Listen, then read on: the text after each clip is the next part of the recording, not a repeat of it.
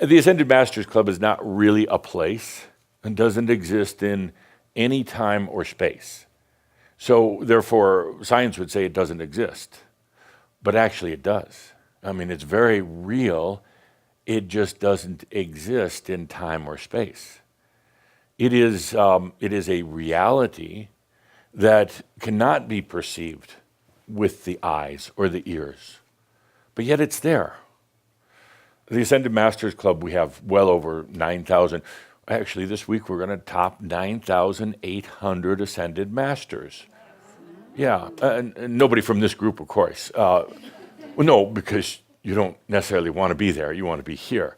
Oh, right. Yeah. Good reminder, good reminder. So it wasn't rude when I said that. No, it's because you're staying here. We'll top 9,800, and yet every Ascended Master has come by way of Earth. They've all been in the human body, which is an unnatural state. They understand that reality, 70% of reality is perceived through the eyes, and a little bit through the ears, and then the other human senses. So they have that background. So we're able to then take this nothingness, because the Ascended Masters Club does not exist in time and space, so therefore it doesn't exist, but yet it's there. We're able, because we've all been by way of Earth and have used the human senses, we're able to reimagine those. We don't have bodies. We don't eat food like you would do here and then have to digest it.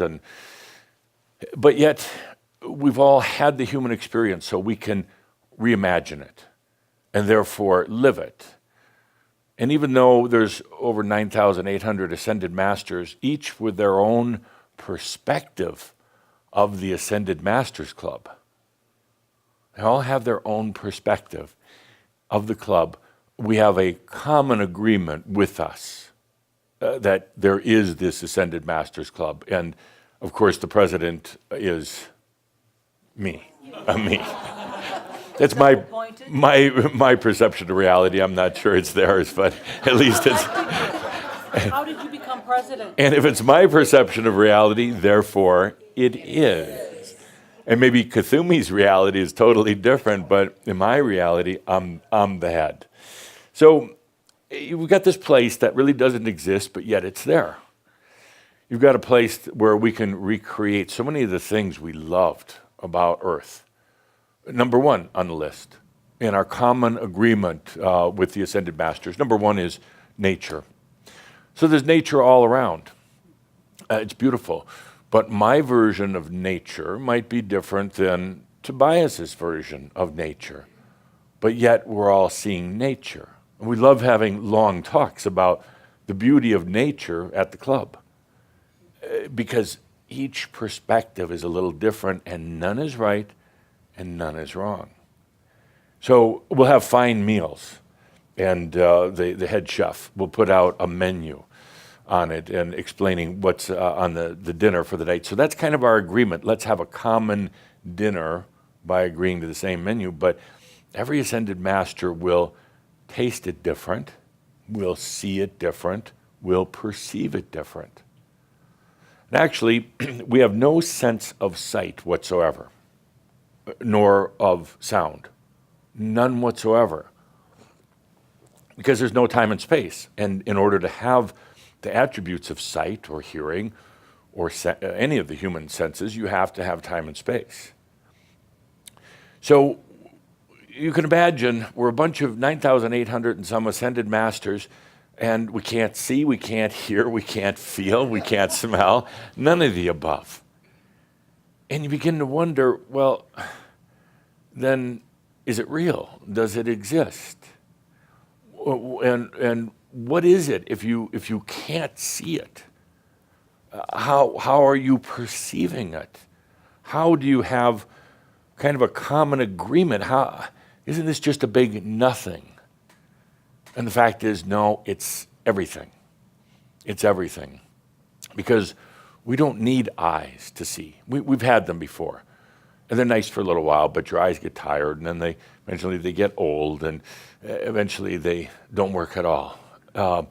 And then you're really lost because you've depended on those eyes so much.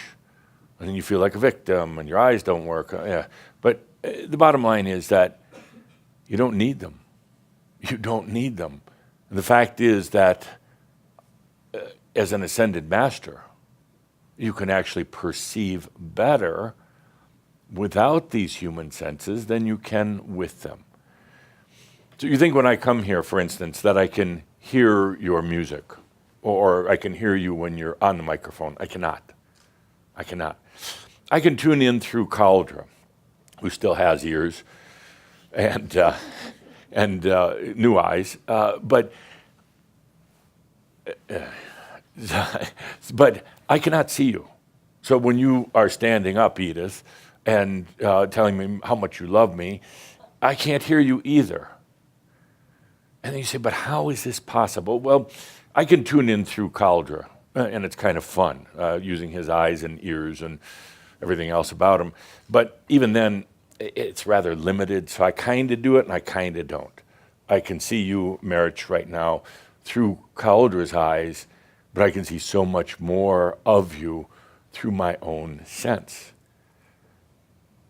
So when I come in here to visit with all of you, when I'm looking at you through the camera on your computer screen at home, yeah, I'm looking right at you right now, right at you.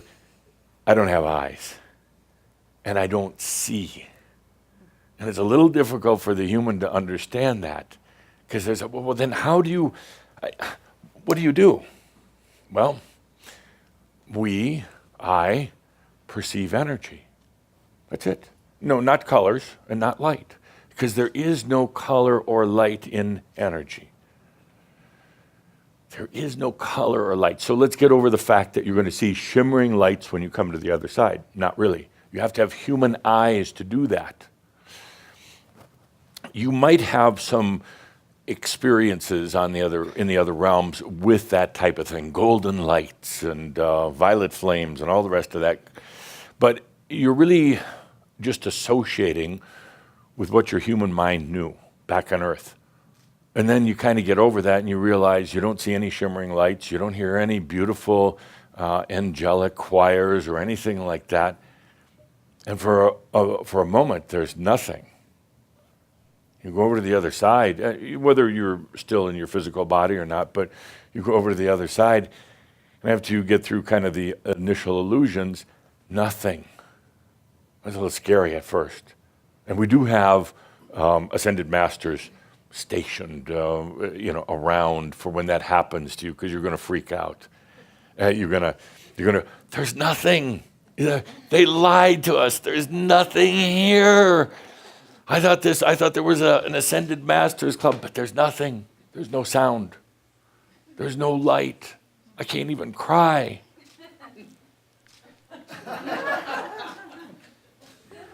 There's nothing. And then we're waiting patiently right next to you, but you can't see us and you can't hear us. And we're waiting patiently for you to get through your human dramas, screaming and crying. And I know what you're saying. I'm in the crystal prison, the one that Adamas ended up in. Now I'm here. And I'm kind of laughing, because then all of a sudden, something happens. The switch goes off. And you realize you're not dependent on the human senses anymore. You don't even have to see shimmering colors and waves of energy, because energy doesn't have colors. And in a way doesn't even have waves. And suddenly you realize, but I am so freaking aware. How could there be nothing and I am so aware? You notice how Cauldre wouldn't say a bad word here because it's a holiday shout and because Edith would be offended. Suddenly I was so aware. Aware. Was he going to use the F word? No, not today. I would, but he's chicken. Okay. Suddenly you realize you're so aware, and in that awareness, you kind of start doing a survey of yourself. And you don't have a body anymore. You got nothing. I mean, nothing. But you're doing a survey of yourself, an assessment. You're doing a survey, okay, where are my emotions? Is this good? Is this bad? damn it, I don't have any emotions. I have no biases. And then you try to find something to associate all that with, because humans are really good at this thing called qualia, associating. Anytime something new comes in your life, you try to associate. Well, that's like this thing that happened. But there's no qualia, there's no association. But yet you're saying to yourself, because I know I went through this recently with somebody who crossed over, you're saying to yourself, I am so aware, like hyper aware, in a way I've never been with such clarity, hyper aware of everything. But there's no emotion, there's no sight or sound, there's no force or pressure, can't see anything, can't hear anything. What is this?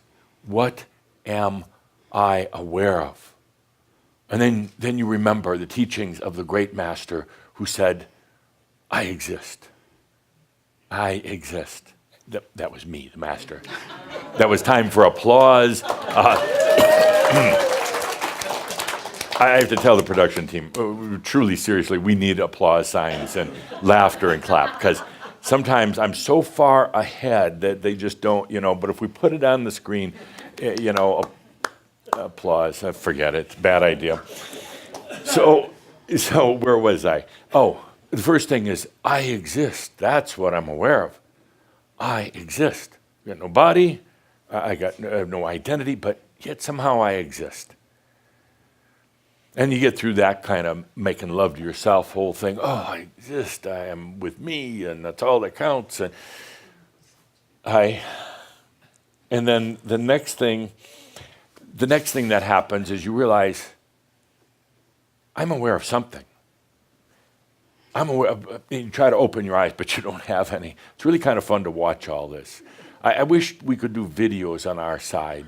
And even a human reproduction would not be so good, but you're suddenly realizing there's something, and you're trying to open your eyes, but you don't have any, and because you don't have a body, you see, and you're trying to hear, but you're so aware, and so much more than now, even right now, and suddenly you realize it's energy.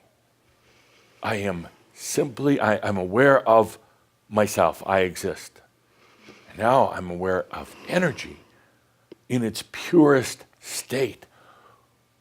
And it's neutral. It's not moving. There's no zappy lights to it. There's no pressure from it. I don't feel a physical thing. But yet, I'm aware of it. How is that? How is that, you think? Now, once you become aware, you go through this kind of like eye-opening, pun intended, because you don't have any eyes. Once you go through this awakening to the fact that I am aware of energy. And for some reason, it doesn't feel like it's outside. Not out there. I'm aware of energy. And it's like so familiar. It's like is it me? And then you kind of go through this thing. Literally, I went through this last week. I'm just telling a story of an ascended master who I met. And suddenly, you go through this thing. And I'm rolling my eyeballs. I don't have any eyeballs, but, kind of simulating, because I used to. Suddenly, I'm rolling my eyeballs, and you go through, everything is one. Everything is one. I'm one. We're all one. What? Shh, let me finish my story. You go, the universe is one. We are one with God. All things are one. And I'm standing there going, oh, I'm not really standing because I don't have a body, but, I'm there going, oh, let's get through this part. This is my least favorite part that we have to go through. Let's get through this. We are all one. So I go back to the Ascended Masters Club, and I imagine up a little cup of coffee, nothing like what you have here. Then I come back. Usually takes about 5 or 6 days. You go through that. It's all one. And there's a lot of people get caught up here, They just don't want to let go of that. And then, after you kind of bliss out on that for a little bit, then you suddenly go, I'm one. And this is all me. I'm one. Screw everybody else. I was going to say a really bad word, but I'm one. I was just perceiving my own oneness. I am that I am. I'm like, how long did I try to tell you that? You're still not hearing me, so you say, I am that I am. This is all me. I am the oneness. All of this energy, which is just sitting here, ready to go to work for me, however I choose. The universe, the whole universe is just me. And then your human ways get in the way there, and you go, oh, but I shouldn't think like that. And I'm going, no, that is the way to think, because the whole universe is you. You're like, I am one with God. I'm one with God, but maybe God is me. Oh, I can't think like that. I might go to hell. You're not going to go to hell. You're on your way to the Ascended Masters Club. It's 10 meters away. You can almost see the sign if you had eyes. No, you're not going to go to hell. You can get over that. So you finally go, well, maybe nobody's looking because there's nothing here. Maybe I can, okay, for a moment, and I am the oneness, and that's the God. And then, boom. You suddenly give up all the lingering macchio you might have had, and suddenly you realize, oh, this is what I was supposed to be learning on Earth in the Crimson Circle, and now I got to die and come over here to find out. And Adamus, are you there? I'm like, yes, I'm right here. Adamus, are you there? Stop trying to look through your eyes. You don't have any eyes. Adamus, can you hear me? Hear me. Stop yelling. I have a headache. I got a hangover from last night. Adamus. Yes. Adamus, if you hear me, go back to Earth at the next Shoud and tell everybody at the Shoud, I exist. I am that I am. I am one and I am God. I'm like, yeah, okay, I will, but I've been telling him that for years now. But yeah, I'll repeat the thing for him. And they're like, this is a revelation, a true revelation. And when all that settles down, and they finally realize that they are just perceiving energies right now. They're not using the mind, they're not in memory, they're not using human senses. They suddenly get back to the innate, angelic, if you want to call it, sense of energy. The ability to be aware of energy. That's where they are at this point. Now, suddenly, they realize that I'm right there. Even though I have no body, I have no energy, I have nothing. I am simply consciousness. I'm a soul being. And suddenly they're like, Adamus, that's you. It's like, yeah, it's me. Adamus, you should have, this thing I just went through. It's like, I was here the whole time, but you didn't sense me. You were still caught up in so many of the human ways of limitation. But I was here. And then I say to them, it's getting late even there, though there's no time and space. Let's just go off to the Ascended Masters Club. And I walk slightly ahead of them, open the door, and there's 9,800 Ascended Masters cheering their arrival at the Ascended Masters. Kind of a cute story. Yeah, and a little dog. Yeah. Got to throw that in. So the moral of the story is, I love being here with you, but I got no eyes, I got no ears. I do not perceive you or anything around here through the human senses. It's all energy, all energy. So now energetically, especially having been on the planet, lived in human form, I can, and using Caldra's senses, I can connect the dots and I can kind of see what you look like. Although I'd really prefer not to see what you look like. No, because your true energy surroundings are so much better than what is just perceived with the human eyes. So today we're going to get into the sense of energy, the ability to be aware of energy, and nothing like you do with your eyes or your ears or anything else, because that's not energy. You are perceiving nothing but an illusion. That's it. An illusion that you call reality, but it's actually not true. It is not false either, but it is not true.